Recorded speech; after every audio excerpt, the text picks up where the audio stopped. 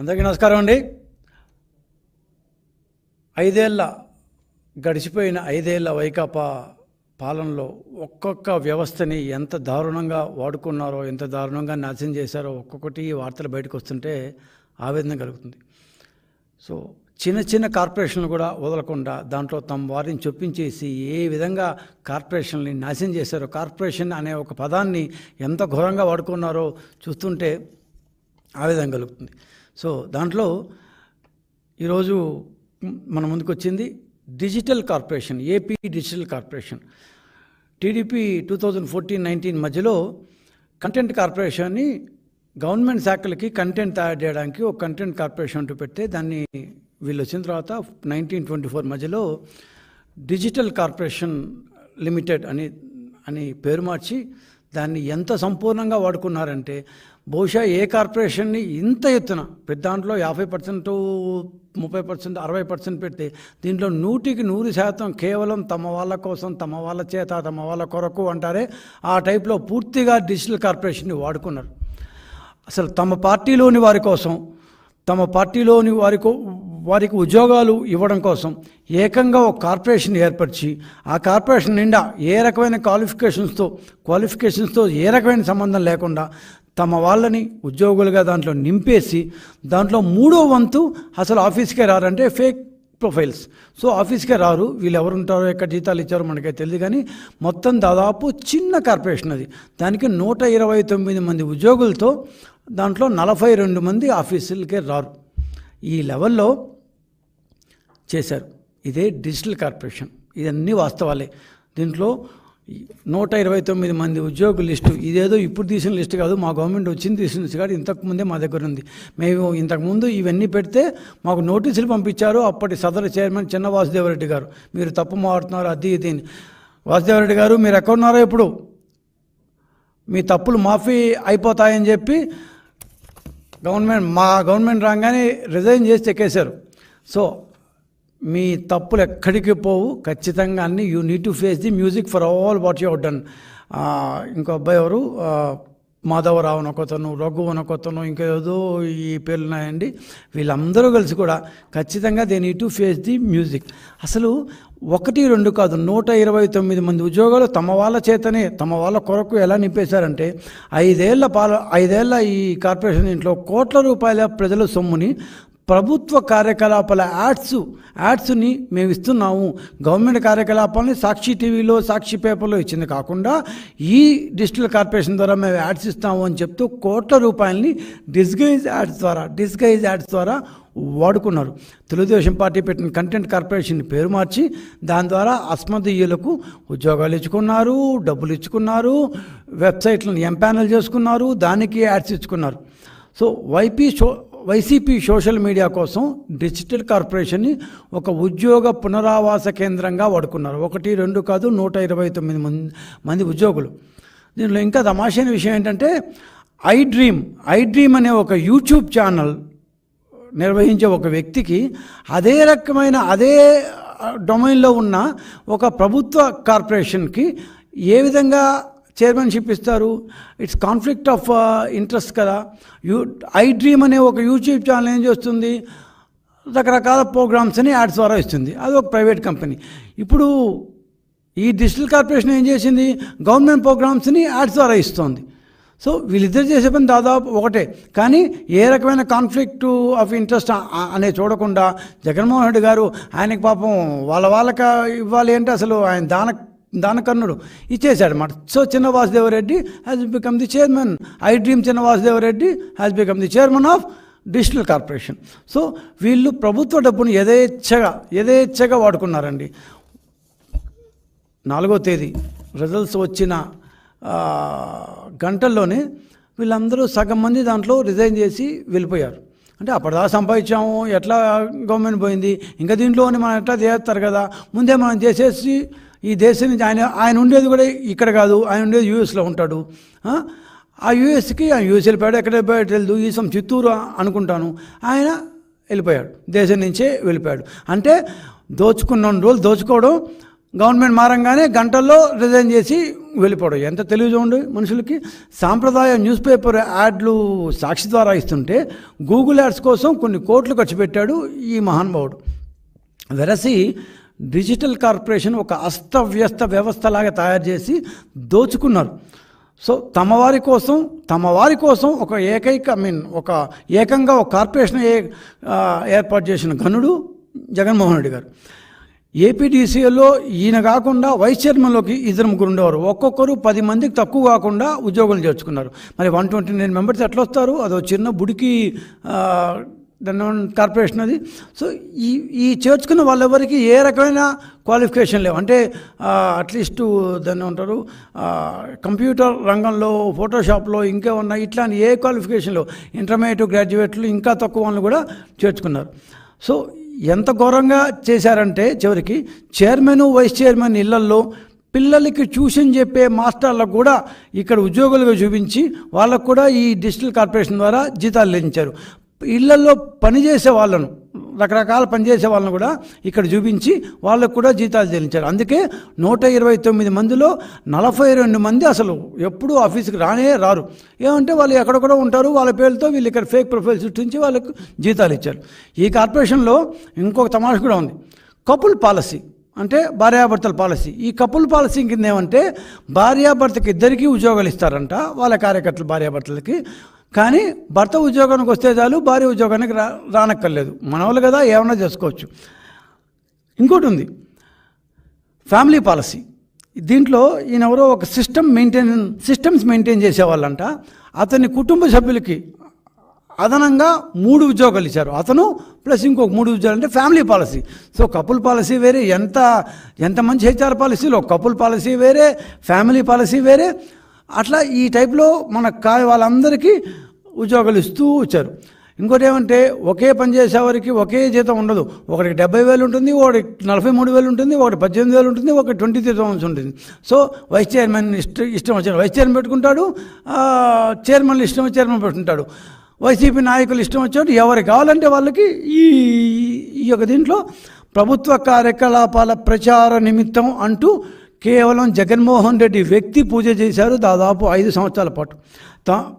జగన్మోహన్ రెడ్డి వ్యక్తిగత సొంత ఇమేజ్ని బిల్డప్ చేసేందుకు ప్రతి ప్రభుత్వ కార్యక్రమానికి వేల రూపాయలతో, లక్షల రూపాయలతో గూగుల్ యాడ్స్ మొదలుకొని, వెబ్సైట్లో యాడ్స్ మొదలుకొని రకరకాల మార్గాల ద్వారా సరే అన్నీ చేసినా కూడా వాళ్ళు ఏమంటారు, వాళ్ళు చేసి వాళ్ళ యొక్క నిర్వాహకం ఏదో ప్రజలకు తెలుసు కాబట్టి సరిపోయింది. కానీ ఈ క్రమంలో దాదాపు ప్రతి సంవత్సరం 80 నుంచి 90 కోట్ల రూపాయల గ్రాంట్ తీసుకున్న ఈ డిజిటల్ కార్పొరేషన్ 4 సంవత్సరాల్లో కనీసం 500 కోట్ల రూపాయలు తీసుకుంది.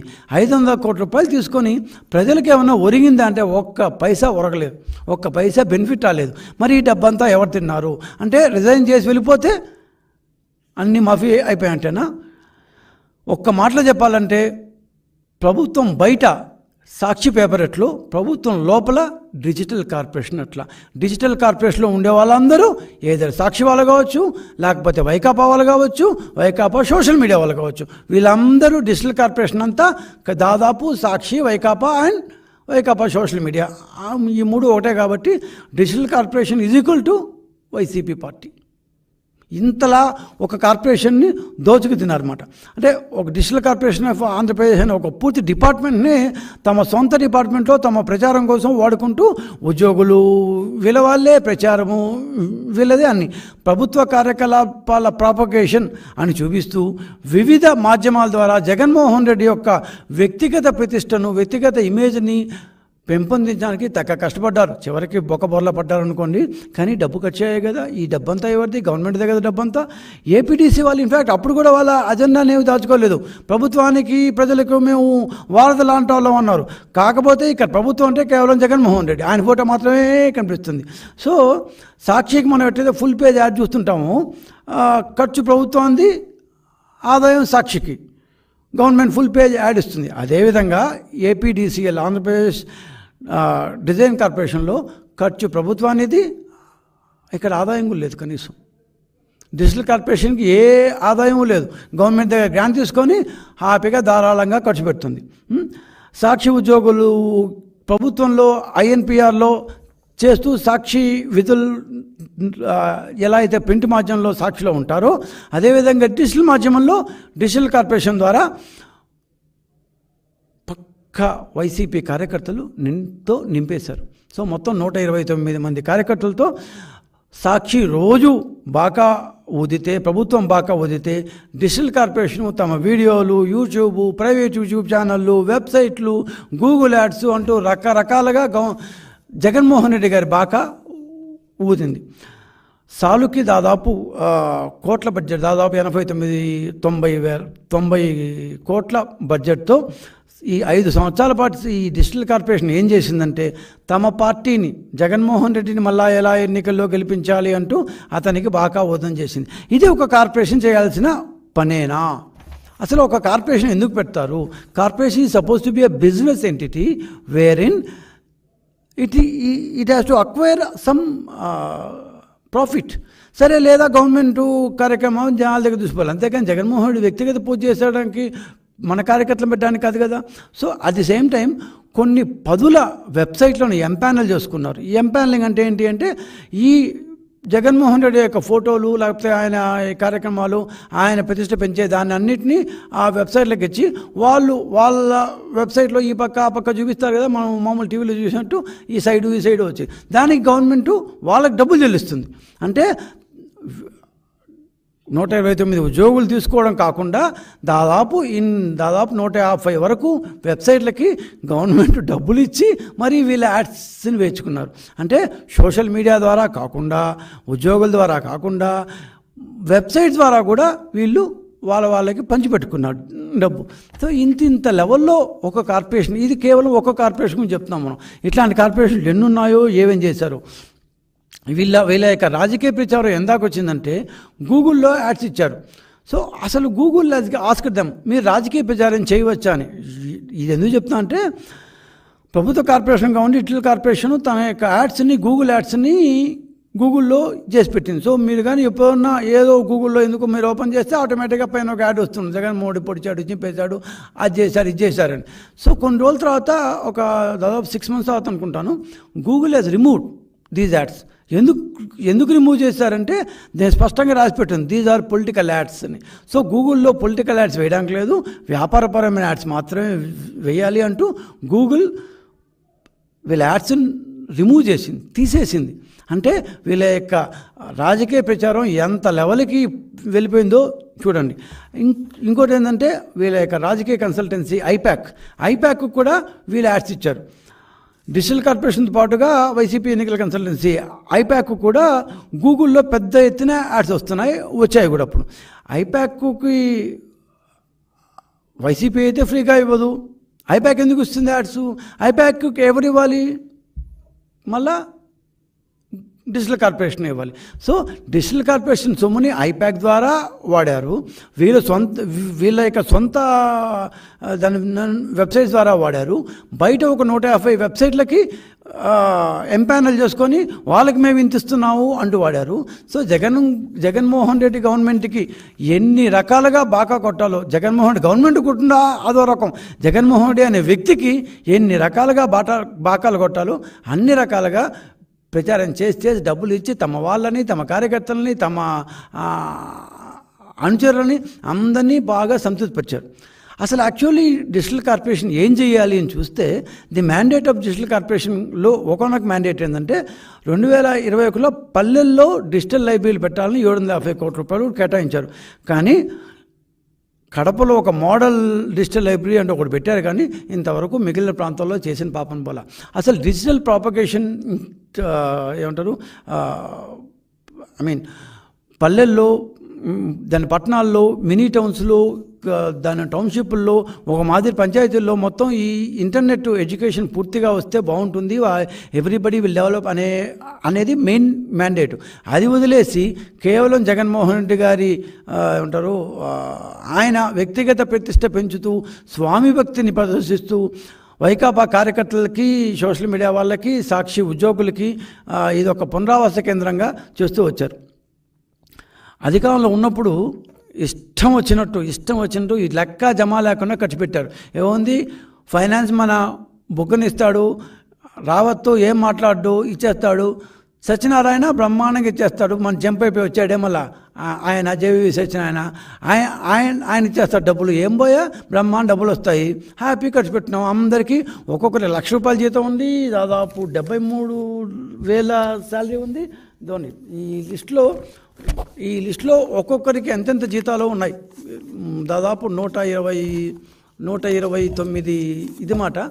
ఒక్కొక్కరికి ఎంతెంత జీతాలు ఉన్నాయి. ఇంత జీతాలు ఇచ్చే పనులు వీళ్ళు అక్కడ ఏం చేశారో మనకు అర్థం కాదు. ₹1,00,000. శ్రీనివాసరావు మల్లుకుర్తి 73,000, మస్తాన్ వలి షేక్ 73,000, సుమా మద్దా 73,000, కొట్టు రాకేష్ 73,000, తర్వాత ఎన్విఎల్ కళ్యాణి 63,000. ఇట్లా గూడూరు దస్తగిరి 23,000 పాపం, సుమన్ 28,000, ఇంకొక ఆయనకి 1,03,000. ఇట్లా రకరకాల వాళ్ళు ఇష్టం మాట. వీళ్ళందరూ ఇంత పనులు ఏం చేశారో, అక్కడ ఏమున్నాయో 129 ఉద్యోగులు ఇందాక చెప్పి 42 మంది అసలు అయిపోలేరు. వాళ్ళు అసలు ఎక్కడ ఉన్నారో తెలియదు. వీళ్ళందరూ వాళ్ళ ఇళ్లలో పనిచేసేవాళ్ళు. సో ఇప్పుడు ఏమైందంటే ఫైనల్గా రిజల్ట్స్ వచ్చిన రోజే దాదాపు దీంట్లో సగం మంది మనకి ఎట్టా ఇంకా రాదు అని చెప్పి రిజల్ట్స్ వచ్చిన గంటల్లో రిజైన్ చేసి వెళ్ళిపోయారు. కానీ ప్రభుత్వ నిధులు దుర్వినియోగపరిచి కొత్త ప్రభుత్వం రాగానే సింపుల్గా 4 లైన్లు రాజీనామా చేసి ఇచ్చేసి వెళ్ళిపోతే ఇన్ని రోజులు చేసిన అన్యాయాలు, అక్రమాలు, గవర్నమెంట్ ప్రజల నిధుల్ని, ప్రజల డబ్బుల్ని అప్పనంగా బొక్కేసిన వైనం అంతా మాఫీ కావాల్సిందేనా? కానే కాదు కదా. సో ఖచ్చితంగా మేము మన గవర్నమెంట్ దగ్గర మేము కోరేది ఏంటంటే, ఈ చిన్న వాసుదేవరెడ్డి ఇంకా చాలామంది వైస్ చైర్మన్లు, లోకేష్ గారి మీద ఇష్టం వచ్చేట్టు రాసిన ఇంటూరి రవికిరణ్, ఇట్లాంటి వాళ్ళంతా దీంట్లో ఉన్నారు. ఇంకా చాలా పేర్లు నాకు గుర్తురావట్లేదు. కానీ ఇట్లాంటి వాళ్ళంతా ఎవరినైతే మనం జైలుకు పంపించామో, జైల్లో పెట్టామో, ఇష్టం వచ్చినట్టు నోరు పారేసుకున్నారో సోషల్ మీడియాలో, వాళ్ళందరినీ తెచ్చి ఈ కార్పొరేషన్లో బ్రహ్మాండంగా జీతాలు ఇచ్చి 5 ఏళ్ల పాటు పెంచి పోషించాడు జగన్మోహన్ రెడ్డి గారు. ఈ జగన్మోహన్ రెడ్డి గారి యొక్క ఏమంటారు రైట్ హ్యాండు, లెఫ్ట్ హ్యాండ్ చెప్తారు ఈయన. ఈ చిన్న వాసుదేవ్ గారు, ఇంకొక ఆయన దేవేందర్ రెడ్డి, ఈయన, వీళ్ళందరూ ఆయనకు చాలా కావాల్సిన వాళ్ళు అంట. వీళ్ళందరినీ ఆయన సొంత డబ్బులు ఇస్తూ ఇచ్చుకోమని చెప్పండి, పార్టీ డబ్బులు ఇస్తూ ఇచ్చుకోమని చెప్పండి, ప్రజల డబ్బులు ఇస్తూ వీళ్ళందరినీ డిజిటల్ కార్పొరేషన్ ద్వారా పోషించారు. వీళ్లకు ఆర్థిక వెసులుబాటు కల్పించాడు.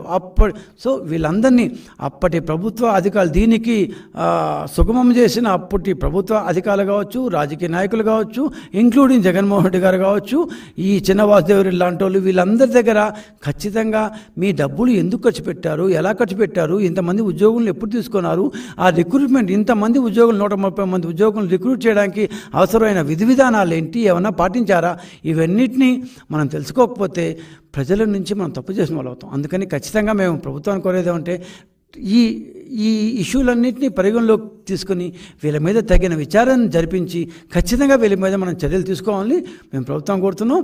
ఇక మా గవర్నమెంట్ వచ్చిన తర్వాత మేము ఖచ్చితంగా వీళ్ళ మీద చర్యలు తీసుకుంటామని మనం చెప్పాము. ఆ విధంగా చర్యలు తీసుకుంటామని కూడా మేము హామీ ఇస్తున్నాం.